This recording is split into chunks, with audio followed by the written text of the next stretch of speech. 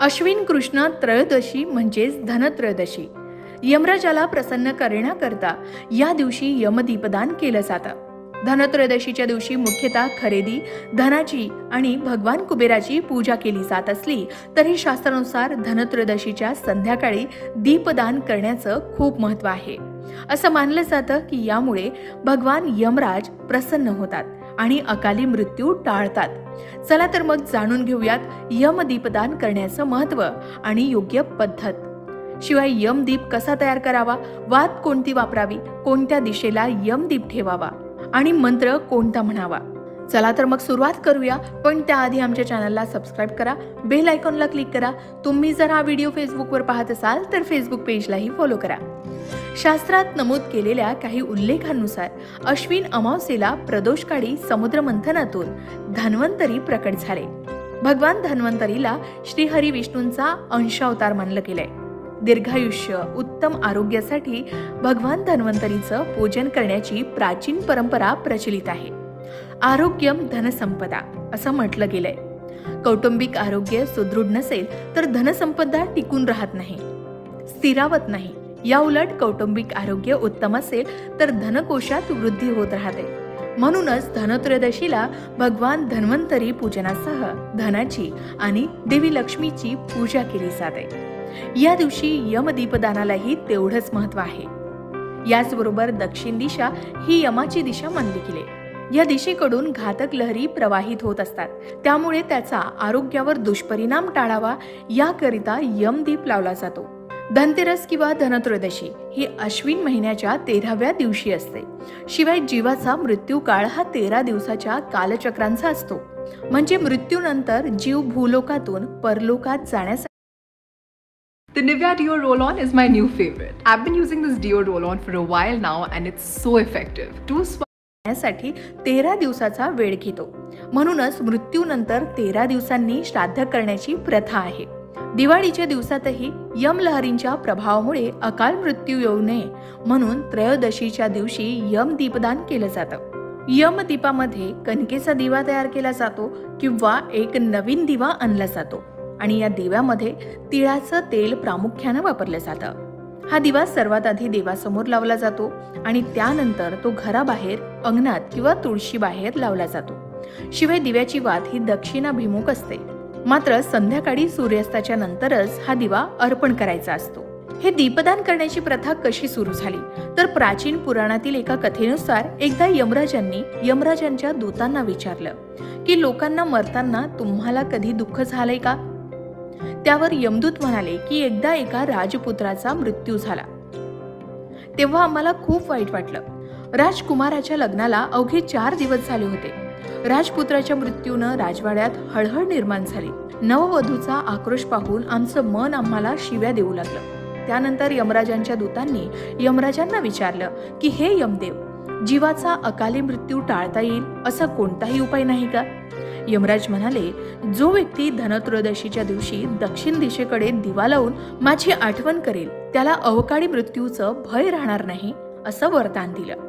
धनत्रयोदशीला यमदीप प्रज्वलित करण्याच्या परंपरेबद्दल आणखीही काही पौराणिक कथा सांगितल्या जातात. या दिवशी घरातील देवतेसमोर दिवा लावून तसंच घराबाहेर यमदीपाला हा दिवा समर्पित करून तुम्ही सुद्धा तुमच्या कुटुंबासाठी प्रार्थना करू शकता.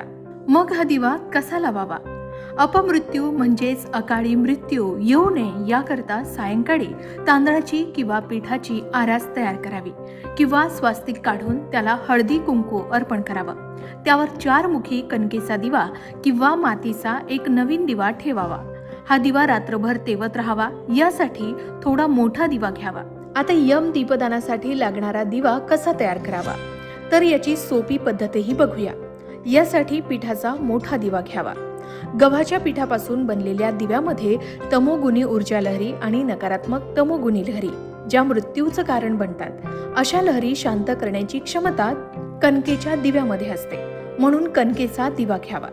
त्यानंतर स्वच्छ कापूस घेऊन 2 लांब वाती तयार कराव्यात. या लांब वाती दिव्यामध्ये एकमेकांच्या आडव्या दिशेनं अशा प्रकारे ठेवाव्या की वातीची 4ही टोकं दिव्याच्या बाहेर असतील.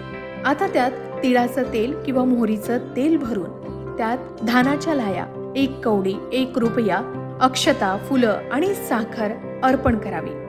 प्रदोष काळात अशा प्रकारे तयार केलेल्या दिव्याची पूजा करावी. त्यानंतर घराच्या मुख्य दरवाजाच्या बाहेर पीठाची आरास करून किंवा पीठाचं स्वास्तिक करून त्या पीठाच्या स्वास्तिकाला किंवा आरासाला हळदी कुंकू अर्पण करून त्यावर हा दिवा प्रज्वलित करावा. मात्र हा दिवा प्रज्वलित करताना यमदेवांचं ध्यान करणं गरजेचं आहे. यावेळी तुम्ही ओम यमदेवाय नमः म्हणत दक्षिण दिशेला नमस्कार सुद्धा करू शकता. शिवाय पुढील श्लोक म्हणून दिव्यास नमस्कार करावा. श्लोक पुढील प्रमाणे: मृत्यूना पाशदंडाभ्याम कालेन शामयासह त्रयोदशाम दीपदानात सूर्यजः प्रियताम मम.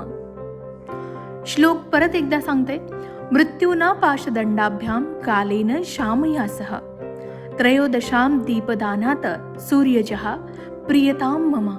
मात्र यम दीपदान करताना काही गोष्टी लक्षात ठेवाव्यात. यम दिवा हा दक्षिण दिशेला लावला जातो, कारण ही यमाची दिशा मानली गेली. या दिशेकडून घातक लहरी प्रवाहित होत असतात, त्यामुळे त्याचा आरोग्यावर दुष्परिणाम टळावा याकरिता यम दिवा दक्षिण दिशेला लावला जातो. हा दिवा सर्वात आधी घरातील देवांसमोर लावून त्यानंतर हा दिवा घराबाहेर अंगणात किंवा तुळशीबाहेर दक्षिण दिशेला नेऊन ठेवावा किंवा दक्षिण दिशेलाच हा सर्व विधी करून तिथेच हा दिवा रात्रभर तेवत ठेवावा. कुठेही हा दिवा लावला तरी दिव्याची वात ही दक्षिणाभिमुख असेल याची दक्षता घ्यावी.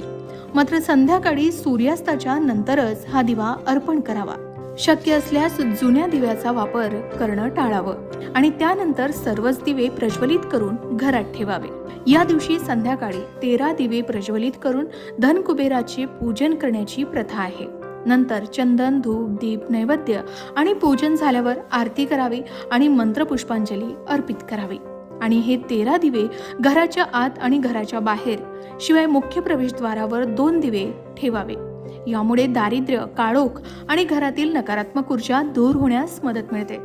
याचबरोबर धनत्रयोदशी ते लक्ष्मी पूजनापर्यंत पूजेदरम्यान देवी लक्ष्मीला 1 जोडी लवंग अर्पण केल्यास आर्थिक समस्यांपासून मुक्ती मिळण्यासही मदत होते असं सांगितलं जातं. तर धनत्रयोदशीच्या दिवशी लावल्या जाणाऱ्या यमदीपकाबद्दल संपूर्ण विधी, मंत्र, दिशा याबद्दल सर्व प्रश्नांची उत्तरं देण्याचा प्रयत्न आम्ही या व्हिडिओमधून केलाय. याही व्यतिरिक्त यमदीपदानाबद्दल आणखी काही प्रश्न तुम्हाला पडले असतील तर कमेंट बॉक्समध्ये नक्की विचारा. त्याची योग्य माहिती देण्याचा प्रयत्न आम्ही नक्कीच करू. अशाच प्रकारच्या माहितीपूर्ण व्हिडिओसाठी लोकमत भक्ती चॅनलला नक्की सबस्क्राईब करा आणि बेल आयकॉनला क्लिक करा, म्हणजे आमच्या नवनवीन व्हिडिओचं नोटिफिकेशन तुम्हाला मिळत राहील. तसेच योग्य आध्यात्मिक मार्गदर्शनासाठी लोकमत भक्तीच्या फेसबुक पेज